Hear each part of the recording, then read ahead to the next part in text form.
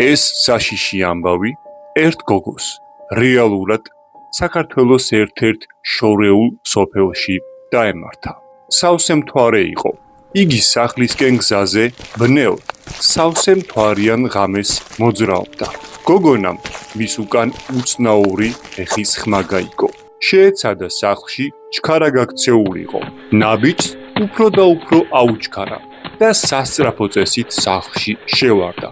კარები მიაბრახუნა, კიბეზე აირბინა და საძინებელში შევარდა.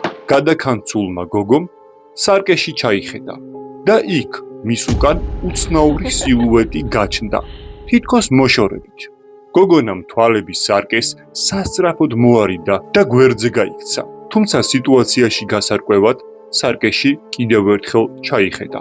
რამდენიმე წამში სილუეტი მასთან კიდევ უფრო ახლოს გაჩნდა. გოგონა ამჯერად უფრო შეშინდა. სარკეს თვალი კიდევ ერთხელ მოარიდა და რამდენიმე წამის შემდეგ კვლავ შეეცადა სარკეში ჩაიხედა. თვალდახუჭული სარკესთან მივიდა, თვალები გაახილა და მის მხარზე დადებული ბნელი ხელი შენიშნა. შემდეგ კი საშინელი მოყვანილობის სახეც გამოჩნდა და მის უკან მდგარმა მოჩვენებამ მას საზარელი ხმით უთხრა: ახლა მე შენს უკან ვარ და შენ ჩემი ხარ.